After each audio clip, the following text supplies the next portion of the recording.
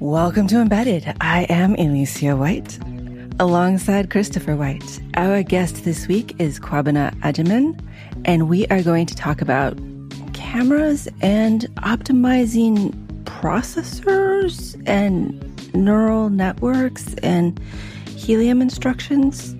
I'm sure it will all make sense eventually. Hi, Kwabena. Welcome back. Hey, nice to see you guys again. Thanks for having me on. Could you tell us about yourself as if we didn't record about a year ago? Hi. So I'm Kwabena. I run a company called OpenMV, and what we've been doing is really exploring computer vision on microcontrollers. We got our start back in 2013. Well, actually, a little bit before that. I'm part of the original CMU Cam crew, so I built the CMU Cam 4 back in 2011. And that was basically doing color tracking on a microcontroller.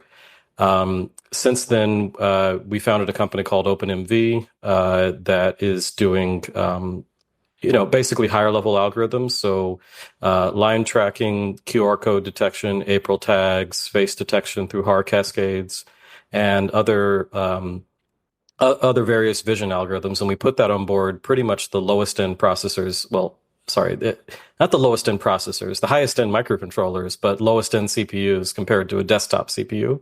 And so we got software that was meant for the desktop running on systems that had, barely any resources compared to the desktop.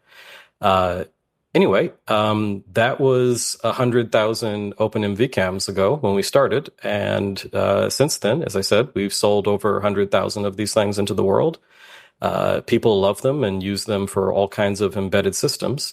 And we're launching a Kickstarter. We've already launched it right now. That is about the next gen, which is about a 200 to 600 times in performance, and really kind of takes microcontrollers and what you can do with them and computer vision applications in the real world to the next level, where you can really deploy systems into the world that are able to run on batteries for all day and can actually do process data using neural networks, network accelerators on chip, and make mobile applications.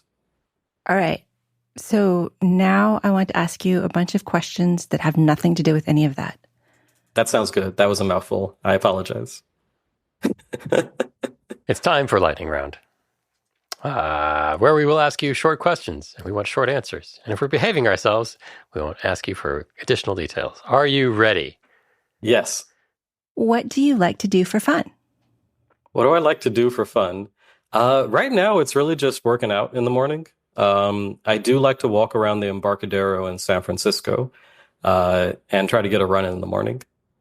What is the coolest camera system that is not yours? Coolest camera system that is not mine? Let's see. There's a lot of different stuff. I'm really impressed by I did self-driving in a previous life, and so it was awesome to see what you were able to do with that, and being able to rig up trucks and such that could drive by themselves back at my last job. And then seeing, Waymos and et cetera drive around downtown in San Francisco has been incredible. In fact, getting to take my 80-year-old parents in them and, thinking about how my dad grew up without electricity back in the 40s, and, seeing him in a car that's driving around now, it's a crazy amount of change. Specifics of your preferred Saturday morning drink when you are indulging yourself. My Saturday morning drink when I'm indulging myself. These are good lightning round questions. Let's see. Well, I've had to cut down sugar, so I can't say I have that many interesting things. However, I can tell you about beers I like, which is I like to go for those old Rasputins, really dark beer. Yeah, I used to love those. They kind of do the job on getting you drunk in one, or getting you tipsy in one go, and also filling you at the same time. Since you like machine vision and cameras and things, are you aware of the burgeoning smart telescope market? No, I haven't. But we had someone use an OpenMV cam to actually do astro lobe. They made the camera follow the stars, so they could do a long exposure. There's a lot of really cool new low cost products that have nice optics and good cameras, and little computers, and they're not. I think they're similar to OpenMV's compute power and stuff, but they can look at the stars and plate solve and figure out where it's looking. So and do all the go-to stuff plus imaging. So it's a nice integrated place that might be a place to explore at some point. I need a little air horn or sound maker so that because you're breaking lightning round rules. A little bell. A little bell. What do you wish you could tell the CMU4 team? The CMU4 team. Well, that was me back in college. I would say I never expected I would end up doing this for so long. It's been a journey now at this point. Do you have any advice you would give your past self? Like, really don't put in those fix me laters because you're going to actually have to fix them later? The only thing I would say is focus on the most important features and not do everything and anything. Everything you build, you have to maintain and continue to fix and support. And so a smaller surface area is better. Build nothing. If you could teach a college course, what would you want to teach? I really think folks should learn assembly and do some kind of real application in it. And I say that because if you remove all the abstractions and really get into how the processor works, you learn a lot about how to write performant code, where to understand when the compiler is just not putting in the effort as it should be, and how to think about things. It's important when, a lot of our problems in life come down to, well, as engineers, we optimize things, we fix problems, and not doing that optimization in the beginning, or at least thinking about it, can end up costing you in various ways later on having to redo things. See also last week's episode if you're interested in learning about the basic building blocks of computing. Okay, enough lightning round. Yeah. So you talked a little bit about what OpenMV is, and what I heard was small camera systems that are intelligent. Is that right? Yeah. We build a camera that's about 1 inch by 1.5 inches, well, 1.75 inches. So it's pretty tiny, a little bit smaller than a Raspberry Pi, like half of the size or so. And what we do is, as I said, we find the highest end microcontrollers available on the market, and we make them run computer vision algorithms. And we've been a little bit of a thought leader here. When we got started, no one else was doing this. There was just an OpenCV thread, not Reddit, Stack Overflow. There was a Stack Overflow thread where someone asking, can I run OpenCV on a microcontroller? And the answer was no. And so we set out to change that. That no longer is the highest ranking thing on Google search when you search for computer vision on a microcontroller. But let me tell you, when we started, it stayed up there for quite a few years.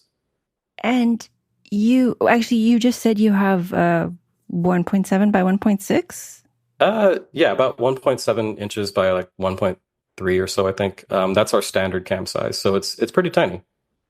And this is a board. This isn't a full camera. This is something you put into another system. Well, it's a microcontroller with a camera attached to it. So we basically have a camera module and a microcontroller board, and then I/O pins. And so you can basically sense, you can get camera data in, detect what you want to do, and then toggle I/O pins based on that. And so kind of everything you need in one system. And it was meant to be programmable, so you wouldn't have to attach a separate processor to figure out what the data was. This is important because a lot of folks struggle with interprocessor communication, and so not having to do that and just being able to have one system that can run your program makes it a lot easier to build stuff. And when you say programmable, I mean MicroPython. Not just we have to learn all about the camera and about the system and start over from scratch, but just MicroPython. Yes. So we have MicroPython running on board. MicroPython's been around for 10 plus years now. Mm-hmm. And it basically gives you an abstraction where you can just write Python code. and be able to process images based on that. And so all the actual image processing algorithms and everything else, those are in C, and they're optimized. And then Python is just a API layer to like invoke the function to call a computer vision algorithm and then return results. A good example would be like, let's say you want to detect QR codes. There's a massive C library that does the QR code detection. So you just give it a image object, which is also produced by a massive amount of C code that's doing DMA accelerated image capture. And then that returns a list of Python objects, which are just the QR codes and the value of each QR code in the image. So it makes it quite simple to do things. But from my perspective as a user, it's just take picture, get QR code information. Yes. And so we make it that simple. Isn't that so nice? But QR codes, okay, so we know how to interpret those. But I can do my own AI on this. I can make an orange detector. Or as I call it, machine learning. Yes. Well, hot dog, or as I dog. call it, regression. Linear regression at scale. Sorry. So what's new with OpenMV Cam is that we actually launched 2 new systems, one called the OpenMV Cam N6 and one called the OpenMV AE3. And so these 2 systems are super unique and super powerful. Microcontrollers now come with neural network processing units on board. And these are huge because they offer an incredible amount of performance improvement. Case in point, it used to be on our OpenMV Cam H7 Plus, which was our one of our highest end models that we currently sell. If you wanted to run like a YOLO object detector that detects people in a frame or oranges or whatever object you train it for, that used to run at about 0.6 frames a second, and the system would draw about 180 milliamperes or so at 5 volts running. With the new systems, we've got that down to 60 milliamperes while running, so 3x less power, and the performance goes from 0.6 frames a second to 30. And so if you do the math there, it's about a 200x performance increase. So crazy. Yeah. It's like Moore's law has gone out of control. Well, that's what happens when you put dedicated hardware on something. Yes. Well, and the AE3 is the small one, the cheaper one. It's like $80. Yes. And I made a point earlier about saying the size. 1 inch by 1 inch. But yes, this one is tiny. The size of a quarter. We got everything down to fit into a quarter. I mean, your camera lens is the biggest part on that, isn't it? And we wanted to make that smaller too. It ended up being that big though because so for the audience, the OpenMV AE3, we got 2 models. The N6 is kind of a successor to our standard OpenMV Cam line. So it's got tons of I/O pins. It's got a removable camera module that you can put in multiple cameras and other various things. And it's got all this hardware on board. It's full featured. And then we built a smaller one though, called the OpenMV AE3, which is honestly, the way it came about is an interesting story. And so I do want to go into that in a little bit, but it came out to be a really, really good idea on making this such a small, tiny camera. It's so tiny you can put it in a light switch. I mean, at 1 inch by 1 inch, you can put it almost anywhere. And it features a neural network processor, a camera, a time of flight sensor, a microphone, an accelerometer, and a gyroscope. So 5 sensors all in one in a 1 inch by 1 inch form factor with a very powerful processor on board. I'm just boggled. I mean, it's got everything. And it's so small, and You work with microcontrollers? I know, and I work with small stuff. It's just this also has the camera, and it's always been for me. Once you add a camera, everything gets big again because it's just. Do you have your phone? Yeah. I do want to ask about the cameras, just briefly, so we can get that out of the way because I'm camera focused these days. So, what are these? 1 megapixel. 1 megapixel, and what kind of field of view do the 2 options have? Both of them are just try to aim for around 60 Okay. degrees field of view. It's pretty standard. Both of them though actually have removable lenses, Okay. which is really, really nice. So for the OpenMV Cam N6, that's a standard M12 camera module. Got it. And so you can put any lens you want on it. And we have a partnership with a company called Pixart Imaging, not Pixar Imaging. So Pixart, we actually met them at something called TinyML, which got rebranded to the Edge AI. No, Edge Impulse. no, it's not Edge Impulse. Okay, there's too many Edge things. Anyway, it used to be called TinyML. It's now the Edge AI Foundation, I think. And Wait, those aren't related? they're the same organization. It's just changed names. No, the Edge Impulse and Edge AI aren't related. One's a company, one's a conference. Well, Yeah, yes, one's a company and one's a consortium. Oh, I don't know. But are they? I mean, Edge Impulse is a member company of the Edge AI Foundation. Oh. It's too confusing. And then you have the Edge AI Vision Alliance, which is a different thing. No, we're not doing it. And then you have the Edge AI Hardware. What is it? Edge AI Hardware Conference, which is another thing. So there's too many edges here. Makes it a little challenging. Anyway, but yeah, what we were talking about, cameras. So you have we have two different types, M12, which is a standard camera module, and we have a partnership with Pixart Imaging, and so they actually hooked us up with 1 megapixel color global shutter cameras. And so we're making this standard on both systems. So the N6 has a 1 megapixel color global shutter camera, and this can run at 120 frames a second at full resolution. So that's 1280 by 800.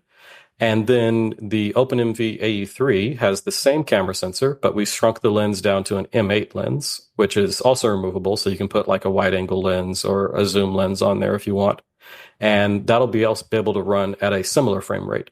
It has less resources than the N6, so it can't actually achieve the same speed and performance of the N6, but we're still able to process that camera at full res. So it could do like maybe 30 frames a second at 1280 by 800. But for most of our customers, we expect people to be at the VGA resolution, which is 640 by 400 or so on this camera. And that'll give you about 120 frames a second. Okay. I want to switch topics because I have never used an NPU and I don't know what it is. And I mean, it's a neural processing unit. I got that. So it has some magical AI stuff that honestly seems like a fake. It's a whole bunch of... How is it different from a GPU? It's all the parts of GPU without the graphics necessary. So it's all the linear algebra stuff. Yeah. So it's just an adder multiplier? Pretty much. How is it different from an ALU? It's got a billion of them. It's a vectorized ALU? Yeah. Pretty much. This is actually what I wanted to talk about more. Not to try and do the sales pitch on this. I think, folks will figure out things that themselves, but I wanted to talk to some embedded engineers here about cool trends in the industry. So MPUs, what are they? Basically there was an unlock for a lot of companies, I think, that they realized, hey, we've got all these AI models people want to run now. And this is a way to actually use sensor data, right?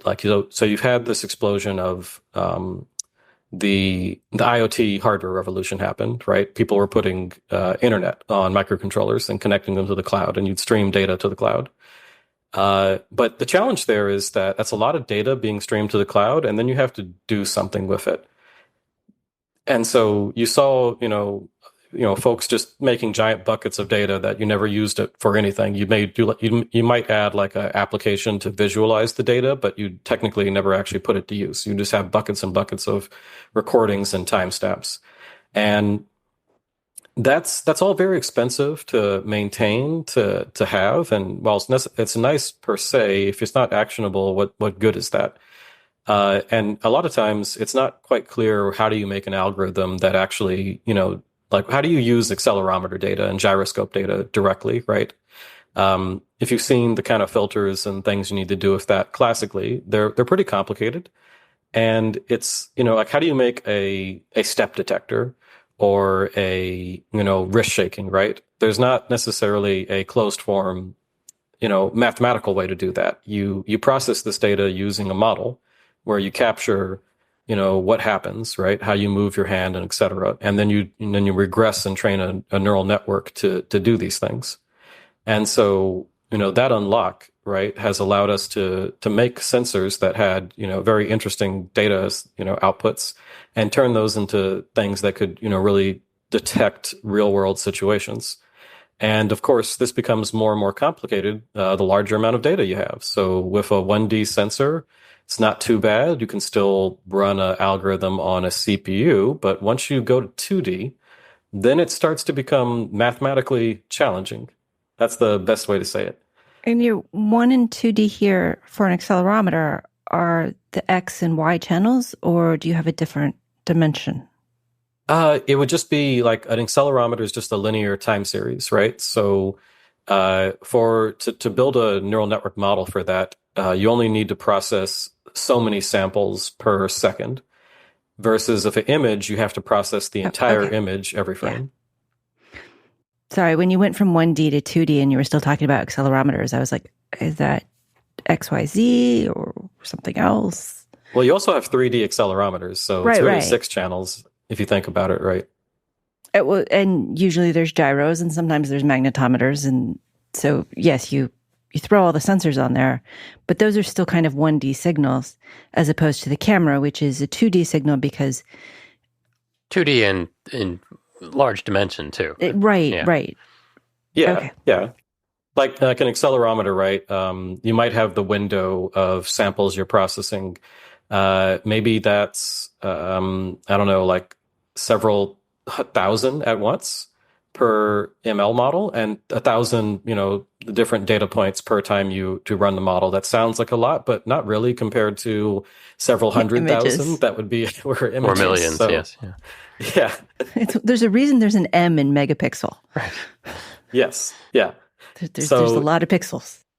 Yes, absolutely. So there's a lot more. So anyway, enter the MPU. Basically, processor vendors have been doing this for a while, like your MacBook has it, where they've been putting neural network processors on systems. And what these are basically giant multiply and accumulate arrays. So if we look at something like the STM32N6, it'll have 288 of these in parallel running at a gigahertz. And so that's 288 times 1 gigahertz for how many multiply and accumulates it can do per clock. Okay, my brain just broke. Let's break that down a little bit. Okay, 288 parallel add multiply units. Yes. And so any single step is going to be 288, but I can do a whole heck of a lot in 1 second. Yes. So that's 288 billion multiply and accumulates per clock.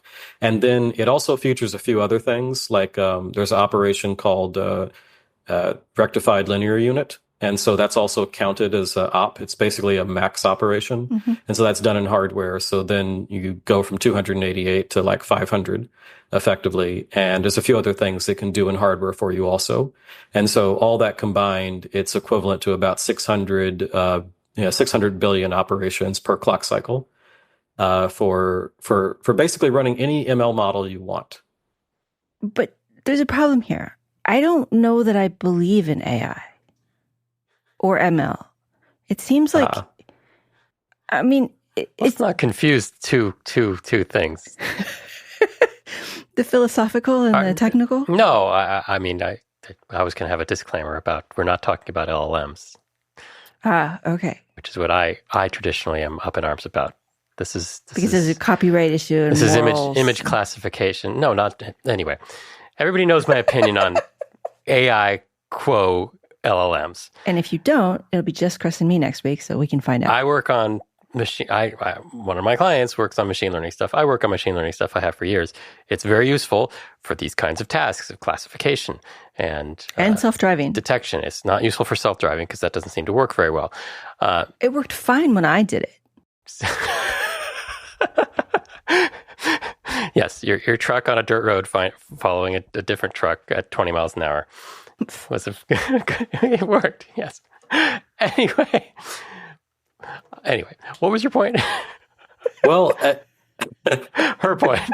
Your point is probably better than both of our points. My point was, we are seeing a lot of funding, a lot of things that go into processors that are called neural processing units, like they're supposed to be used for neural networks. And yet we're also seeing some difficulties with the whole ML and AI in practice. I don't think those difficulties are actually related to what you're working on, but do you see them reflected in either your customers or your funders or people just talking to you and saying, why are you doing this? Because it's not really working out as well as people say it is. Well, I think there's some difference there. One, we're using the branding AI because that's what everyone uses nowadays. Yeah, you have to. Just to be clear, I would prefer to call it ML, but that's old school now. So everyone's using AI. So we had to change the terminology just to make sure we're keeping up. We're just doing CNN accelerators, and so these are probably pre-ChatGPT, really. Convolutional neural networks. Yeah. And so what they're doing is, so most of the object detector models, for example, like let's say you want to do something like human body pose, facial landmarks, figure out the digits on where your hand is, like your hand detection, and figuring out how your fingers are, your finger joints, things like that. These are all built off these convolutional neural network architectures that basically imagine small image patches that are being convolved with the image. So, like, imagine a 3x3 activation pattern. And that gets slid over the image and produces a new image. And then you're doing that in parallel, like, it's way too hard to describe how Cobdex work to Let me try. at a high level. You have a little image that you remember from some other time, and maybe it's a dog's face. And you slide it over the image you have here in front of you, and you say, does this match? Does this match? Does this match? Or how well does it match? How well does it match? And then at some point, if you hit a dog's face, it matches really well. And now you can say, oh, this is dog. Now you do that with 8 billion other things you have remembered through the neural network. And you can say, well, this is a face, or this is where I have best highlighted a cat face, and this is where it best highlighted a dog face. And there's a 30% chance it's one or the other. That's sort of... The convolving is about saying, so I have this thing and I have what's in front of me, and I want to see if this thing that I remember matches what's in front of me. And there are lots of ways to do it. You can have different sizes of your remembered thing, because your dog face might be bigger or smaller in your picture. And if you look inside the networks after they've learned and kind of interrogate the layers, you can see what it's learning. Like, it'll learn to make edge detectors and lots of even more stripes and more fine features than just a face. It might just be, okay, there's a corner, and a corner might mean a nose, but it might mean this, and it combines all of that. So it gets very sophisticated in the kinds of things it looks for. So you can look inside a convolutional neural network that's been trained, fascinating, and kind of get a sense for what it's doing. Yeah, and it's I mean, this is the way things are going nowadays for how people do these higher level algorithms. And honestly, you really couldn't solve it before without using these kind of techniques, just because most of the world is with these weird amorphous problems where there's no, closed mathematical form to describe, like, what is a face, right? You actually have to build these neural networks that are able to solve these problems. And it's funny to say it because, like, this started blowing up, 10 plus years ago now. And so it's like, it's actually been here for a long time. It's not necessarily even new anymore. Definitely not. And so when I fuss about is AI still a thing, or is it going to be a thing, it's not this class of problem. This class of problem, the machine learning parts, are really well studied and very effective. And with these, and this is the last thing I'll say on this, you do get, with the output, a confidence level. Right. Like, it says, this is a bird, and it says, I'm pretty sure, 75% or 85%. You can use those in your post-processing to say, well, what action should I take based on this confidence, as opposed to certain other kinds of AI things that do not do that. So yeah, so the ChatGPT like stuff, that's a whole different ballgame. Let's come back next year maybe and talk about that. Yeah. You mentioned YOLO, which is an algorithm. Could you tell us basically the 30-second version of what YOLO is? Yeah. So YOLO is you only look once. So when you're trying to do object detection, right? The previous way you did this was that you would slide that picture of a dog over the entire image, checking every single patch at the same time. Well, patch one after another. And you can imagine that's really computationally expensive and doesn't work that well and takes like literally the algorithm would run for seconds to determine if something was there. So if you only look once, it's able to do a single snapshot. It runs the model on the image once, and it outputs all the bounding boxes that surround all the objects that it was trained to find. That's why it's called you only look once, because instead of it, before these kind of, there's another one called single shot detector, SSD. And before these were developed, yes, the way that you would find multiple images or multiple things in an image would be that you would slide your classifier, basically a neural network that could detect if, a certain patch of the image was one thing or other. And you would just slide that over the image at every possible scale and rotation, checking every single position. Mm-hmm. And that would, be, hey, the algorithm could run on your, server class machine, and it would still take 10 seconds or so to return a result of these are all the detections. And so you can imagine on a microcontroller, that would be, you'd run the algorithm, come back a couple days later, and you'd get the results. But you have YOLO running pretty fast on the new Kickstarter processors. Did you code that yourself? No. It's thanks to these neural network processors. And so the way they work, actually, the easiest one to describe is the one on the AE3, which is the ARM Ethos MPU. That one uses a library called TensorFlow Lite for microcontrollers. And so it's a open source library that's available. They have a plugin for different accelerators. So basically, if you don't have a Ethos MPU, you can do it on the CPU, just a huge difference in performance. And if you have the Ethos MPU available, then the library will offload computation to it. And so you just give it a TensorFlow Lite file, which basically represents the network that was trained. And as long as that has been quantized to 8-bit integers for all the model weights, it just runs. And the MPU is quite cool in that it can actually execute the model in place. So you can place the model in your flash, for example, and the MPU, you just give it a memory area to work with called the tensor arena for its partial outputs for when it's working on things. And it'll run your model off flash, execute it in place, and produce the result, and then, spit out the output. And it goes super fast. We were blown away by the speed difference. For small models, for example, it's so crazy fast that, it basically gets it done instantly. An example would be there's a model called FOMO, Faster Objects, More Objects, developed by Edge Impulse. Yeah, they the name is on the nose, right? And that object went from running at 12 frames a second, about 12 to 20 frames a second on our current OpenMV cams to 1200. I was going to ask how models can be fairly sizable, and with microcontrollers, we're usually not talking about many megabytes of RAM. So you answered the question. So it gets stored in flash and executed directly out of flash. And 8-bit.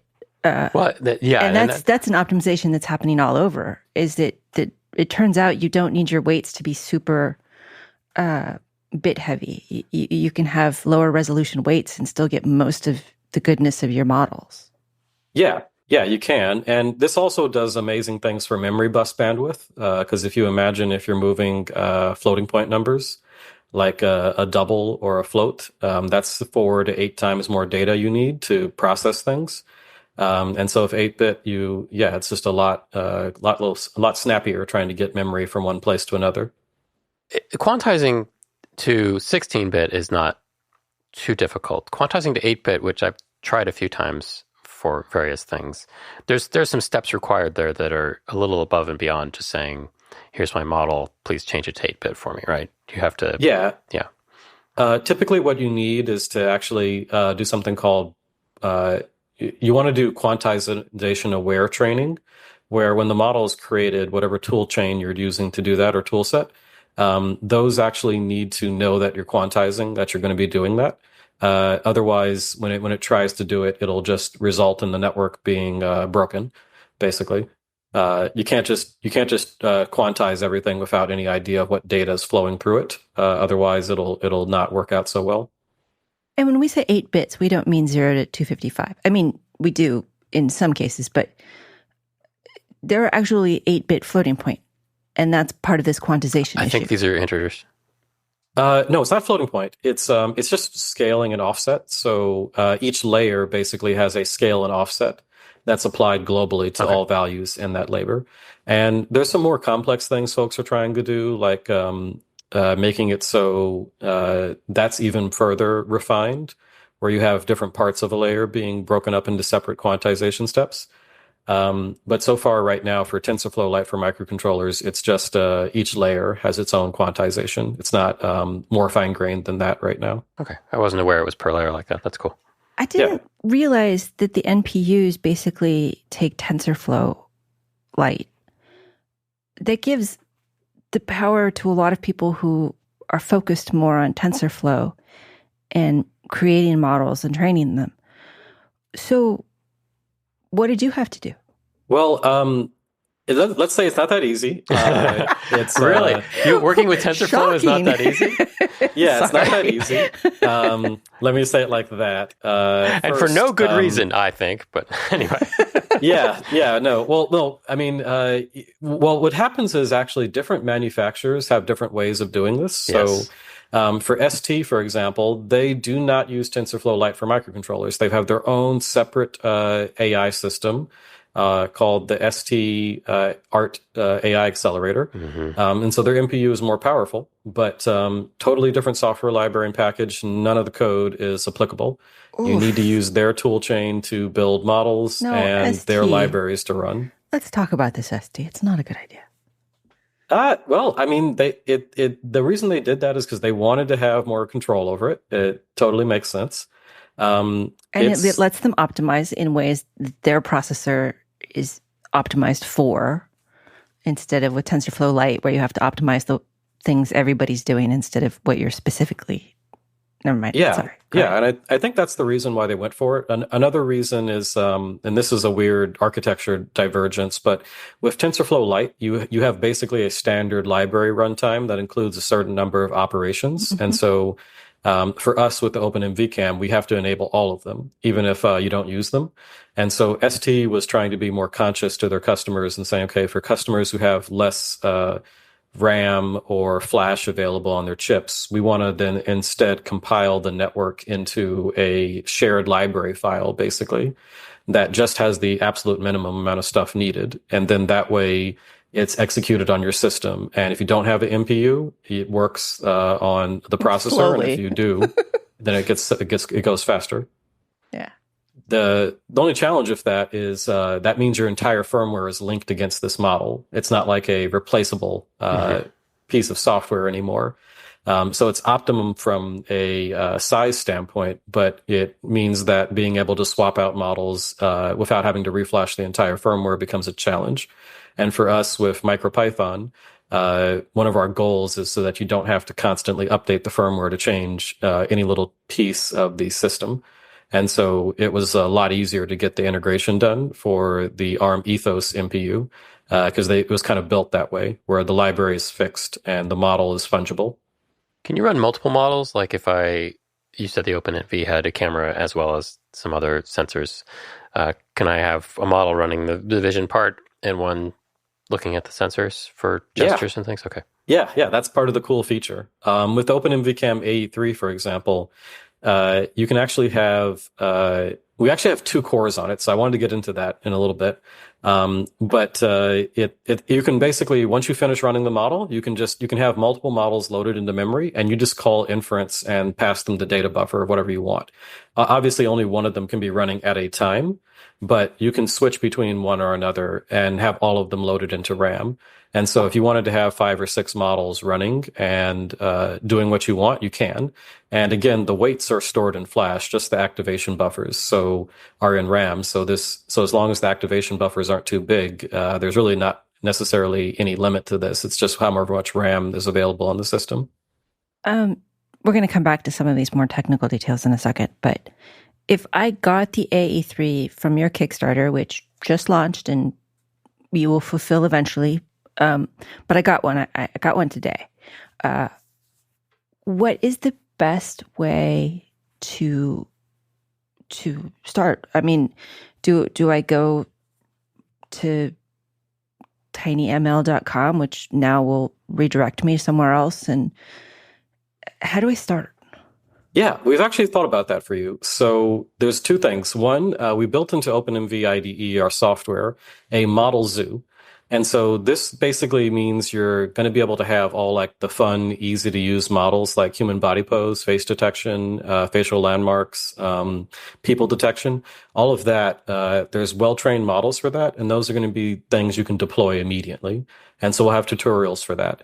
And then for training your own models, though, we're actually in partnership with Edge Impulse and another company called RoboFlow, which is a big leader in training AI models. And so with both of their support, they actually allow you to make customized models using data. And one of the awesome things that RoboFlow does, for example, and Edge Impulse, is that they do automatic labeling for you in the cloud using large language models. There's these ones called vision language models that are kind of as smart as ChatGPT, but for vision. So you can just say, draw a bounding box around all people in the image, and it'll just do that. You don't need to do it yourself. And it'll find like most of the people in an image and draw bounding boxes around them. Or you can say oranges or apples or whatever you're looking for. And then using that model, that basically helps you create, you just take the raw data you have, ask the vision language model to mark it up with whatever annotations are required to produce a data set that can then be trained to build one of these more purpose-made models that would run on the camera. So it's kind of like extracting the knowledge of a smarter, AI model and then putting it into a smaller one that can run on board. I'm familiar with Edge Impulse, but RoboFlow is new to me. Have they been around for very long? Are they robotics focused, or is it just now it's everything machine learning and vision for them? Well, RoboFlow is just focused on machine vision. Okay. They're actually quite big in the more desktop ML space.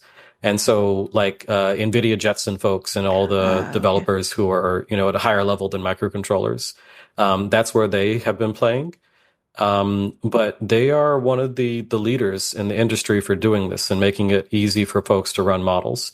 And we're working with them to kind of help bring these people into the market, to help make it so that you can train a model easily. What they do is they'll provide you with a way to train a YOLO model, for example, that can detect objects, and the object can be anything. And as I mentioned, they'll help bootstrap that so you don't even have to draw bounding boxes yourself or label your data. You just go out and collect pictures of whatever you want. Put that into the system, ask the vision language model to label everything, and then you can train your own model quick and easy. Is it really? Well, the deployment might be a challenge. We got to work through those issues, but the hope is it will be by the time we ship. Last time we talked, we hinted at the stuff with the helium SIMD. Actually, I should start that because I'm not going to assume other people have heard that episode. What is the helium SIMD and why is it important? Especially since you have this NPU, that's what I was going to ask because you mentioned it. Yeah. Yeah. Well, there's two big changes that we're seeing actually on these new microcontrollers. I think the first thing to mention is yes, they all have neural network processing units on board. So these offer literally 100x performance speedups. I mean, people should take aware of that. Like, I don't know where you get 100x performance speedups out of the box on things. It's, 2 orders of magnitude is a pretty big deal. But even more so, ARM also added the Cortex M55 processor for microcontrollers, which feature vector extensions. So last year we were just getting into this and we were thinking about what does it look like to program with vector extensions. And I hadn't done any programming yet. I was just talking about the future of what it could be. But now with launching the OpenMVCam AE3 and N6, I spent a lot of time writing code in Helium. In particular, the OpenMVCam AE3 is actually somewhat of a pure microcontroller. It does not have any vision acceleration processing units. There's nothing in there specifically to make it easier to receive to process camera data. It has MIPI CSI, which allows you to receive camera data, and it also has a parallel camera bus. But there's no normally processors nowadays have something called an image signal processor that will do things called image debayering. It'll do scaling on the image, color correction, a bunch of different math operations that have to be done per pixel. So it ends up being an incredible amount of stuff the CPU would have to do. That doesn't actually exist on the OpenMV Cam AE3 in hardware. The N6 from ST has that piece of logic, and so it's able to have 100% hardware offload to bring an image in. That's why it's able to achieve a higher performance from the camera, because there's nothing, you don't have to do any CPU work for that. But what we did for the OpenMV Cam AE3 is we actually managed to process the image entirely on chip using the CPU.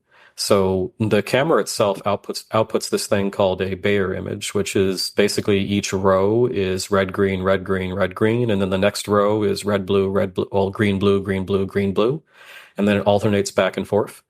And so to get any pixel, if you want to get the color of any particular pixel location, you have to look at pixels to the left, right, up, down, and diagonal from it, and then compute. And that changes. That pattern changes every other pixel because, depending on the location you're at, you're looking at different color channels to grab the value of the pixel.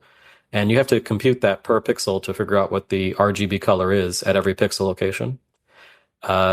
And so if you just think about what I just said in your head, it's a lot of CPU just to even turn a Bayer image into a regular RGB image that you can even use to process and do anything with. And basically, every digital camera sensor works this way. Yes. The color resolution is far lower than the absolute pixel resolution because of these filters. Because a camera doesn't know about color, right? It's just measuring light intensity. And so to get color, you have to put filters in front of it and then, do this kind of math.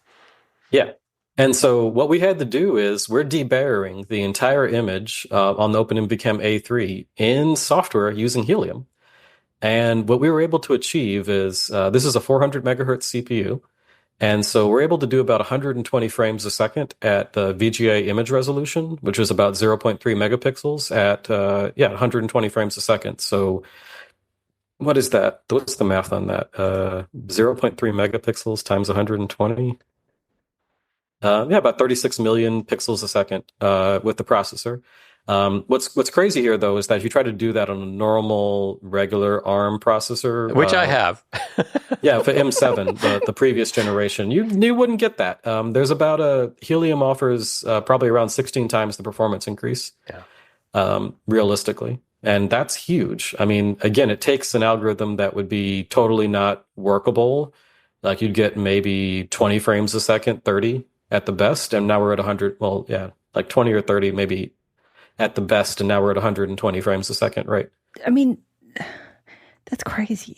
Sorry. It's good.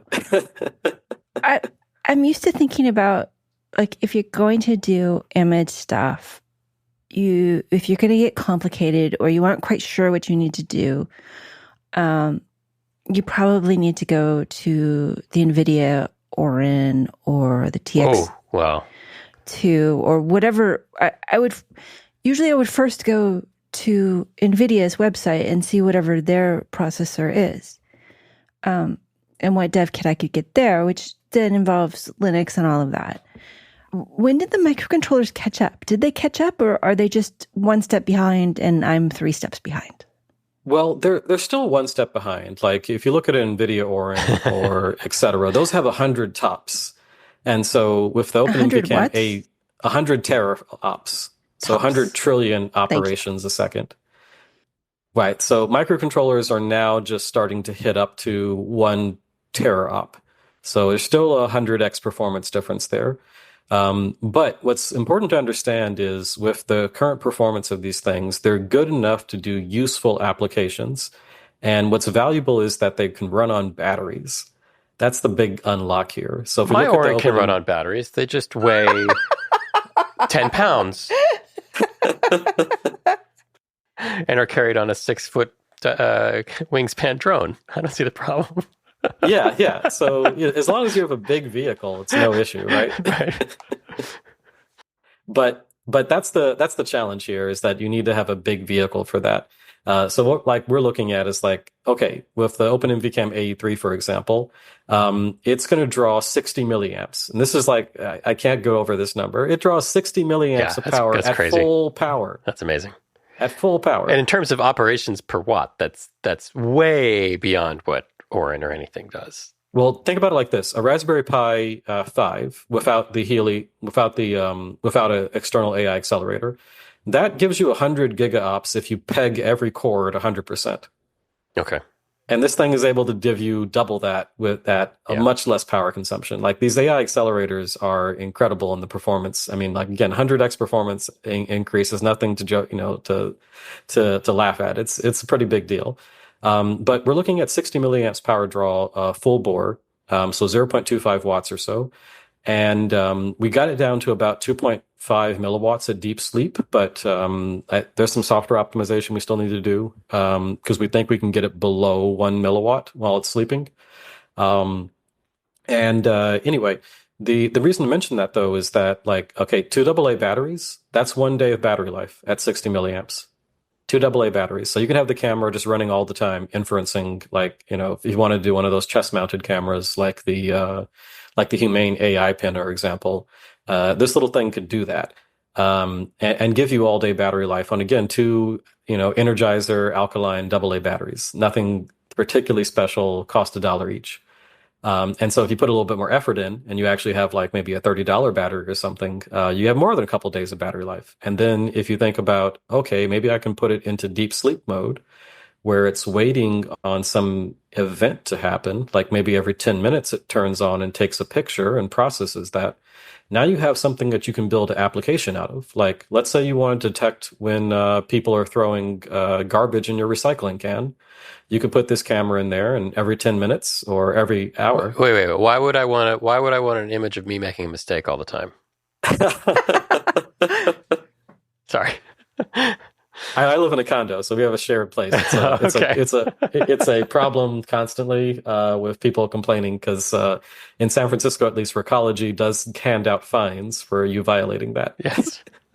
You can make a little beepy sound, and that's why, I mean, or change the shoot, or like the time of flight sensor. If I wanted to make a smart bird feeder, I could wait until a bird was actually detected physically without using the camera first before starting to take an image. Yeah, you get an interrupt from your accelerometer that the thing has got a bird. Yeah, bird detected. Oh yeah, no, very easily. And this processor can be in a low power state waiting on that. And the second it happens, you wake up and you proceed to take an image and check to see what, let's say you want to know what birds are appearing in your bird feeder, right? Well, when birds touch the bird feeder, they cause it to shake, right? So you've got a nice acceleration event. And so you could have the accelerometer in a really low performance state, just waiting for when it sees any motion detection. And when that happens, then the camera turns on, takes a picture, runs inference, and then if it sees a bird there, it could then connect to your Wi-Fi, or we're also going to be offering a cellular shield for the OpenMV Cam N6 and AE3, and it could, connect to the cellular system and send a message, like a text message to you, and then go back to sleep. And maybe it could text message the entire image too, if you wanted. So these things are going to be doable. And the best feature here is, again, it could last on batteries. And then you could also use like a solar panel, for example, and have that attached. And then, the battery life is really, at that point, infinite. The bird feeders do exist. Do they already have OpenMV cameras in them? No, they're using something else right now. But I don't imagine it actually does much processing on board, though, to, determine what bird type or et cetera. It'd probably just get an image. It's cloud stuff. Which means you're sending your data to the cloud where, is someone else's computer in your yard. And they might be spying on your bird. Well, I know. An example would be trail cams. Trail cameras right now, a big complaint of them currently is that they take a lot of images of nothing.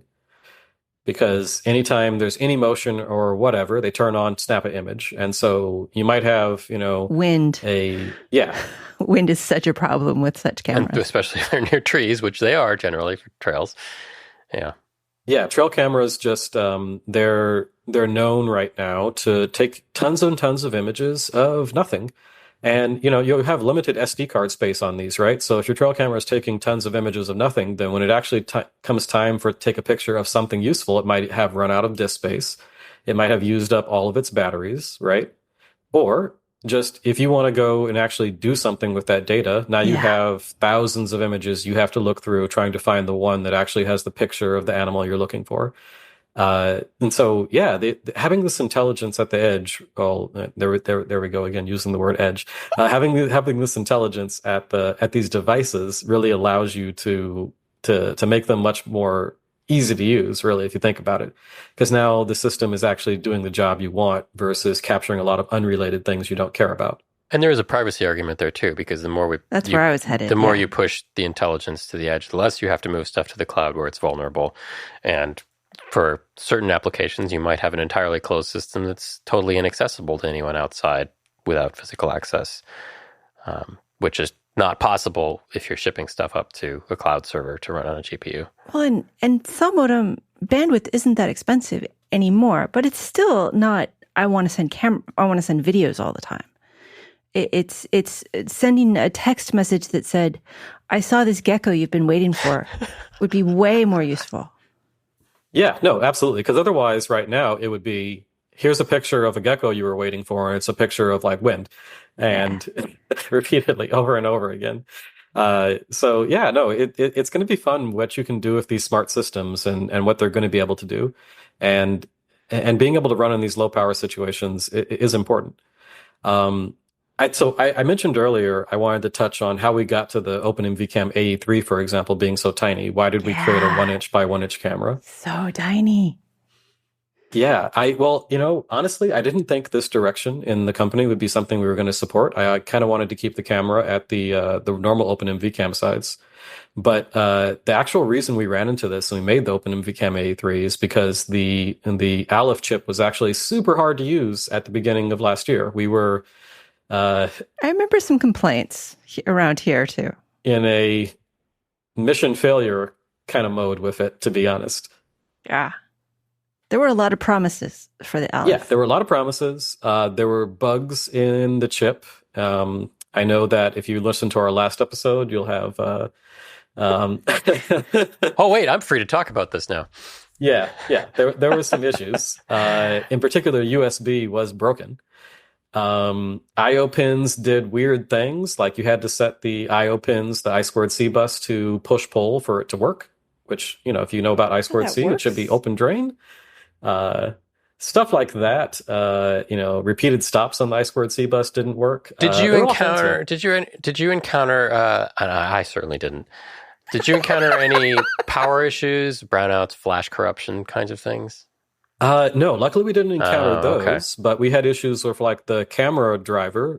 When you put it into continuous frame capture mode, it just overwrites all memory with pictures of frames because it never resets its pointers when it's capturing images. It just keeps going and incrementing forever.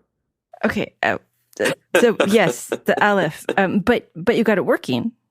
We got it working though, and now it's the best thing ever. It's crazy how like your whole interpretation of these microcontrollers changes once you get past all of the oh my god, we're about to, this is the worst idea ever bugs, because the way that the OpenMV AE3 came about was these bugs were so bad. We were running into so many issues because it's a brand new chip, by the way. This is a new processor. Yeah, that's the issue. It's beta. When I started using it, it was beta silicon. Yeah, beta silicon. They have finally got to production grade silicon now, so a lot of these bugs you won't encounter anymore. They fixed them, but we were kind of in the full bore of that. And what we did actually is said to ourselves, okay, we put so much time and effort into this chip and trying to make a product out of it. We need to ship something, and we were just like, okay, what can we do to ship it? And it's like, well, okay, if we remove all of the features that make the regular OpenMV Cam fun, like the removable camera modules, and we just make everything fixed, then there's a possibility, a hope that we could actually build a product that makes sense. And so we were just like, okay, removable camera module gone. Let's just make the camera module fixed. I/O pins gone. There's a lot of issues with the peripherals. Let's just get rid of that. Make it so there's minimal peripherals, minimal I/O pins exposed. This way we don't have to solve 2 billion issues. And so we just went down the line, basically just fixing everything instead of it being super, super, having every single feature possible exposed and it usable. We just said we're cutting this, cutting that, cutting this, cutting that. Removing your flexibility in order to optimize. Yeah, we kind of reduced the flexibility versus the N6 is super flexible, can do all this stuff. The A3, we removed a lot of the flexibility, but that ended up like actually creating one of our best ideas ever. It's I share this with the audience just to say like, hey, good things come out of going on a bad journey, basically. And I'm also constantly in favor of constraints. I think constraints can actually enhance creativity sometimes and lead you places you wouldn't necessarily have gone if you tried to just solve every problem or be a general thing. Yeah. And for us, what we decided was, okay, well, we don't know how to, like so much stuff is having a trouble on this chip. Let's just, make it tiny, right? Everyone likes tiny. Use the smallest package they have. You just reduce the features. Not going to try to use every I/O pin. Okay, that actually, though, yielded a lesser cost. But then we started to do fun stuff and level up our abilities. We were like, okay, well, I guess if we're going to make it tiny, we're going to use all O201 components. We'll use all the tiniest chips. And, over the course of I think it took me about 3 weeks or so to design it originally, we managed to cram everything for this camera into a 1" by 1" form factor. And it's been, just talking to people and showing this off pre-launch, everybody's been blown away. They're like, what? This is a camera that's 1" by 1". You've got everything on there.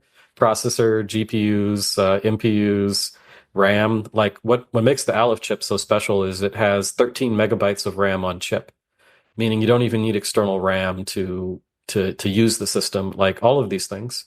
And so, yeah, that emerged through this weird process where we thought we were going one direction and going to make a normal system and ended up somewhere entirely different. And you've made a system. Okay, so I have to admit the N6, super cool addition to your product line, makes a lot of sense. But the A3 just gives me ideas. Goosebumps, right? It makes me think about things differently, like different directions. And 1 by 1's too big to swallow, but there are a lot of places you could fit such a self-contained system. Yeah, that's why everyone has been, I'm glad we ended up at making this tiny camera because I wouldn't have gotten there. I was constrained by my own thought process on what our system should be given our previous form factor. But yeah, now it's like, yeah, it is legitimately small enough to put it inside of a light switch, right? Like anything you can think of, 1" by 1" fits almost anywhere. Then your problems go back to how do you light it? How do you light the image well enough that you can use the machine learning? But that's a separate issue that is everywhere. Well, do you have an IR filter? It does for some of them. Floor boards that look really cool. Right, but you can use an IR flood. Oh, you mean just take out the little... You can use an IR light. Oh. It takes more power. People can't see, but on detection, you can illuminate with IR. Well, you could do that. We potentially might make different variants of the A3. Potentially, I'm not saying we're going to do that. But you could use different cameras. Like we're supporting this new camera sensor called the Prophecy Gen X 320, which is an event camera. It only sees motion, so pixels that don't move, it doesn't see. And this one can work in very dark environments. It's an HDR sensor, so it can work in bright and dark environments. And that one, for example, is also very privacy preserving because literally it doesn't see anything but motion. So pixels don't really have color. It's so if you just wanted to track, if someone's walking by or something, that one could be used for that. Also, because we're using, thanks to our good relationship with PixArt, we actually have datasheet access for these cameras and support. And so how did you do that? I know, right? It's great. You can never talk to camera manufacturers.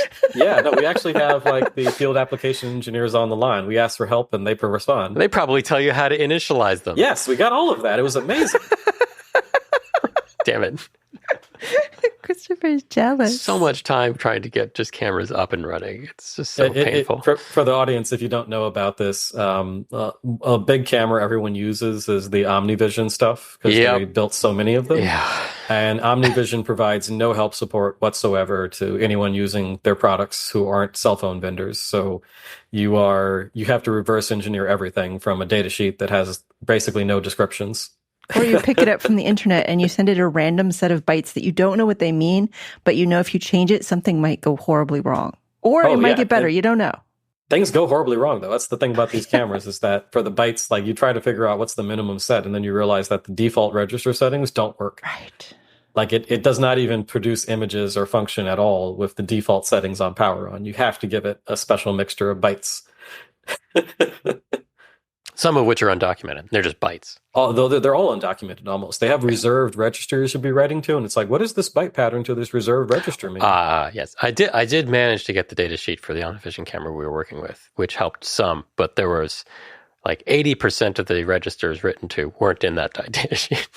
Yeah. No, it makes it challenging, and in particular, what's challenging about that is you can't do stuff like actually being able to set your image exposure correctly.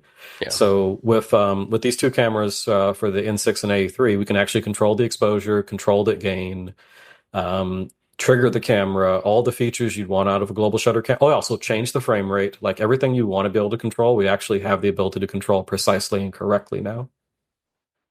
We have kept you a little bit past the time, and yet I still have listener questions. Do you have a few more minutes? Yeah, let's go into them. Matt, who I think might actually be able to help you if you answer this question correctly. If you were to wave a magic wand and add 3 new and improved features to MicroPython, what would they be? Yeah, well, we actually have been waving that. We're working with Damien George from MicroPython directly to help launch these products. We've been big supporters of MicroPython from the beginning, and so each purchase of an OpenMV cam actually supports the MicroPython project. We actually want to fund this and make sure that these systems, when we're able to sell products based on MicroPython is also being financially supported. What we've worked to improve, for example, is the Aleph port. Is actually being, Damien has helped directly with that. And so you'll find that support for the Aleph chip is actually going to be mainstreamed into MicroPython with MIT licensing. Our special add-ons for image stuff will be proprietary to OpenMV, but we will be mainstreaming the default Aleph setup. And so anyone who wants to use this Aleph chip now will have someone else already fixed all the bugs for them. So you will not have to fight through the giant, you don't have to wade through all of the crazy problems that'll have been done for you and generally available to everyone in MicroPython. The same thing for the N6, the general purpose support for that. So, we're bringing these things to the community. People are going to be able to use a lot of the features we're putting efforts on and do things with them. There's also a new feature to MicroPython that we've supported called ROM-FS. And so this is very, very cool. Remember how I mentioned those neural network processors execute models in place? So the way we actually make that easy to work with is that there's something called a ROM file system on MicroPython that is about to be merged. And so this allows you to basically, you can use like desktop software to concatenate a whole bunch of files and folders like a zip file. And you can then create a ROM file system binary from that. And then that can be flashed to a location on the microcontroller. And once that's done, then it appears as a /rom/ your file name or folder name directory. And so you have a standard directory structure that can be used to get the address of binary images in Flash. And so what this means is that we can take all of the assets that would be normally baked into the firmware and then actually put them on a separate partition where you can be updated. And your program then just references them by path versus address. So this actually allows you then to technically ship new ROM file system images that could be new models, new firmware for like your Wi-Fi driver or whatever, and et cetera. It's a very powerful feature. I mean, I love this. You could also use, you said assets. And so I immediately went to display assets. Mm-hmm. Whatever you want. And it's mapped into Flash, so it's memory. Yeah. That's nice. Yeah. That's awesome. We're finally entering the 90s. I mean, to everyone who's listening here, so right now what you have to do is you have to bake things directly into the firmware, but this means the address of that stuff always changes constantly. Or so build you your have to change own weird abstraction thing that has, that's weird. mapping addresses. It was perfectly fine. It was an image library. No, but it's super helpful. And it's actually a problem because if you think about the FAT file system, the problem with FAT file systems is they get fragmented, right? Files aren't stored necessarily linearly. They're every 4 kilobytes or so is chunked up, and they can be located all over a disk. And so it's impossible to execute those in place. So it's a magically good feature. And then one other thing we're working on, which is a request for comment, I guess, right now, but hopefully it'll get worked on, is the ability to have segregated heaps in MicroPython. What I mean by this is right now you have one giant heap, and it has all the same block size. And this is a problem because guess what? On the OpenMV AE3, we have a 4 megabyte heap on chip just for your application. 4 megabytes. And what this means now is that you can just allocate giant data structures and do whatever the heck you want. But it also means that if you're storing the heap as 16-byte blocks still, that you actually have a lot of small allocations. And so it takes forever to do garbage collection then. And so what we're trying to do is have it so MicroPython can have different heaps and different memory regions where you have small blocks in one heap, larger blocks in another heap, and then the heap allocator will actually traverse through the different heaps looking for blocks that make sense on a size to give you. All right. You talked there about features that are going into MicroPython, and that last one was a new feature. We're trying to get that one. That one has not actually been implemented yet. That one's one we want to see happen, though, because it's important for dealing with megabytes of RAM now, which is like, we didn't think we'd ever get there, right? Everyone would be stuck on kilobytes of RAM with MicroPython, but nope, megabytes now. Why would you want more than 42K of RAM? It's very funny that we're talking about still microcontroller level quantities of RAM and ROM. I know. We're still talking about megabytes. With this huge thing on the side that does a ton of compute. Yes. It's some portions are, moving up to desktop class and some are still stuck in that's just the way it is. If you want it to be cheap and small, some things are going to have to be cheap and small, but it's nice that some things are advancing. All right. So I think we got 2 more listener questions. A couple more. Yeah. Simon wanted to know more about edge inferencing and optimization and all of the stuff that we did kind of talk about, but we didn't mention one of the features of the N6 that you are very excited about. Yeah. So the STM32N6 actually has an amazing new hardware feature, which is it's got H.26 hardware encoding support on board. Oh, very good. And so what does that mean for those of us without perfect memories? Yeah, it can record MP4 videos. Oh, yes. So this means you no longer need to be running a system that has Linux on board to have something that can stream H.264 or MP4 videos. So I mentioned the N6 has an MPU. So it's got the AI processor. It's got something called the ISP, the image signal processor. So it can actually handle camera images up to 5 megapixel with 0 CPU load. And then with the H.264 on board, it can then record high-quality video streams. And that can either go over Ethernet, and it's got a 1 gigabit Ethernet interface on board. Again, a microcontroller, 1 gigabit Ethernet. It's so funny. We're putting these high-powered things all around the edge of this tiny little CPU. Well, that's the thing. The CPU isn't tiny. It's 800 megabytes of vector instructions. It's the RAM and stuff. Like A-class series processors of yesteryear. Right? Yeah. It's new tech. But then you also have Wi-Fi and Bluetooth, so you could stream H.264 over the internet, or you can send that to the SD card. And even the SD card interface has UHS 1 speeds, which is 104 megabytes a second or so. And so you can push that data anywhere you want and actually do high quality video record. Amazing.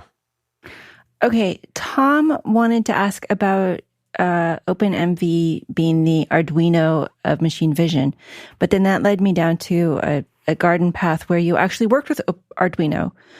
Could you talk about working with Arduino before we ask Tom's question? Yeah, working with Arduino has been excellent, really, really good. Thanks to their support, we really were able to level up the company and get in touch with customers that we never would have met. Obviously, as a small company, people don't necessarily trust you. And so having Arduino be a partner with us has really helped us grow and meet different customers who are doing some serious industrial applications that wouldn't have considered us otherwise. So it's been a really good deal. We're super happy for Arduino and, working with them actually. And we're super glad that they really supported us in this way and that they wanted to work with us. And this was the Arduino Nikola Vision, and now Arduino's manufacturing it? Yes, the Arduino Nikola Vision. That was where we've been working with our partnership, and also the Arduino Portenta. That's where we started. And we also support the Arduino Giga. So those three platforms run our firmware, and we basically make those work and have been, have really shown off the power of those systems. So then I think you had something else you wanted to mention. Well, I did, but then I wanted to ask about Arduino versus MicroPython because I, can't actually go in a linear manner. Yeah. Well, this is one of those digressive things I wanted to talk about a little bit more. It's not really Arduino. It's really more of a C versus MicroPython, right? Where do you think things are going? The best way I would be to say that is, again, I mentioned that these microcontrollers have megabytes of RAM for heap now, megabytes of RAM. I mentioned that we can allocate giant data structures. We have neural network processing units. We actually have something called ULab, which is a version, a library that looks sort of like NumPy running on board, the OpenMV Cam 2, which kind of lets you do up to 4D or dimension array processing. And this is quite useful for doing all the mathematics for pre and post processing neural networks, and also doing, like you want to do matrix multiplications, matrix inversions, determinants, all the things you would need to like do linear algebra to normally solve, to do, signal processing and sensor data processing. All of that's on board. And so a question I pose to many people is, where do you want to be doing all of that high level mathematical work? Do you still want to be writing C code to do that, or would you like to be in Python? So much Python. I want to be in Python. I want to be in Python. I want to be in a Jupyter notebook on Python. Well, that's the beautiful thing with MicroPython and with NumPy kind of like support. This means you can actually kind of take your Jupyter notebook code almost directly and run it on board the system. And so this is where I think things are going, which is it's just now that we're starting to get free of the limitations on, like the Aleph Ensemble chip, that's a 6x7 mm package with 13 megabytes of RAM on board, and the OpenMV Cam, and then the N6 processor that comes in different package sizes, but you can get one down to a similar size and footprint. It has less RAM on board, so it might need some external memory, but still comes with 4 megabytes on chip. And so when you look at these things, it's kind of like, we're in a new world where it kind of starts to make sense to actually invest in standard libraries and higher level programming. Like the best way to say it would be, what's the default FFT library for C? Is there one? The one I wrote. For the one you wrote. For whatever project I'm running. CMSys.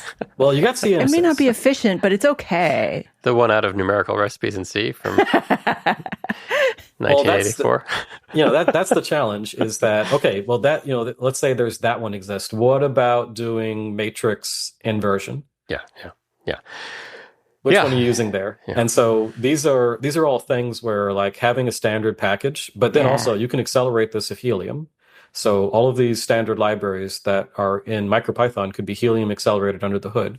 Now you're talking about a system where developers can all work on the same library package and improve it, and everyone can utilize that and be efficient at coding and getting more done with less mucking around, versus rewriting all your C code with Helium, which is a recipe for lots of bugs and a lot of challenges if you're doing it brand new from each system. How often does somebody suggest you rewrite the whole thing in Rust?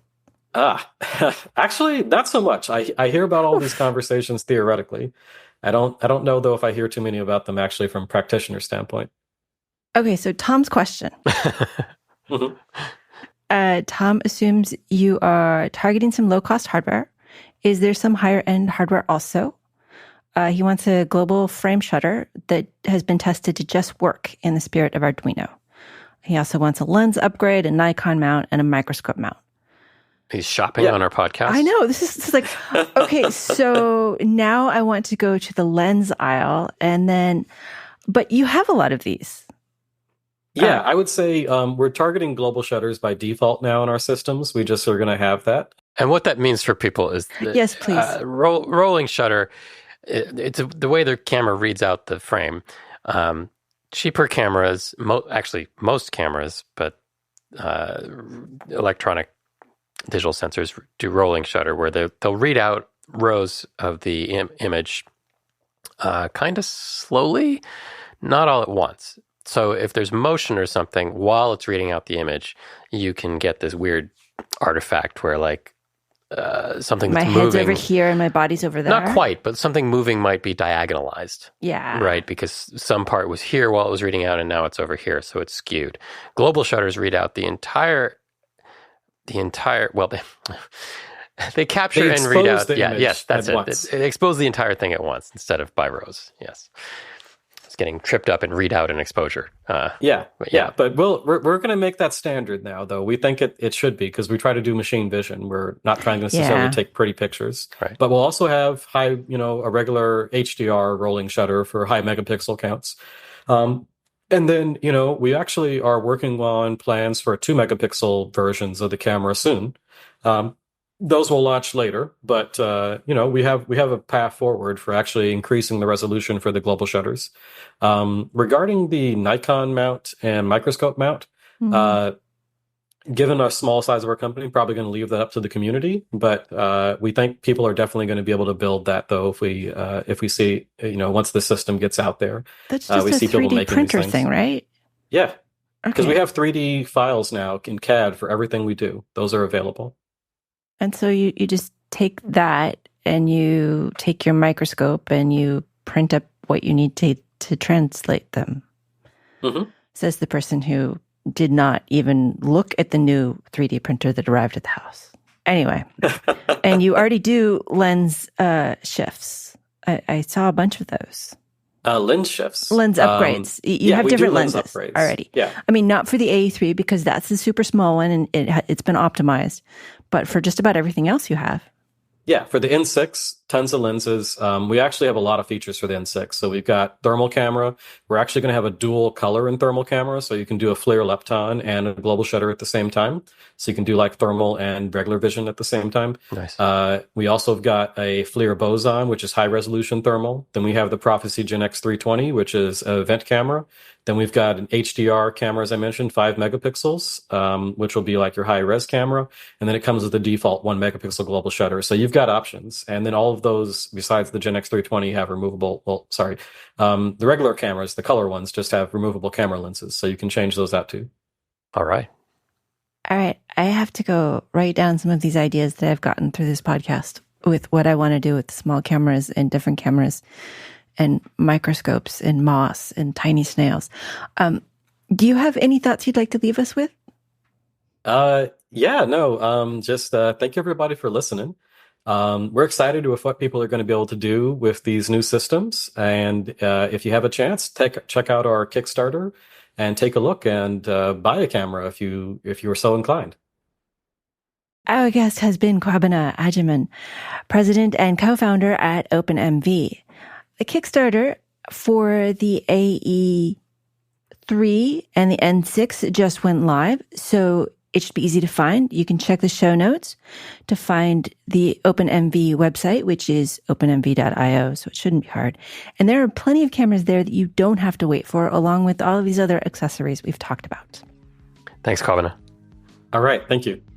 Thank you to Christopher for producing and co-hosting and not leaving in that section that he really, I hope, cut.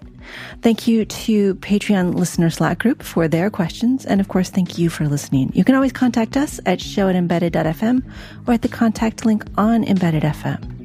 And now a quote to leave you with from Rosa Parks. I had no idea that history was being made. I was just tired of giving up.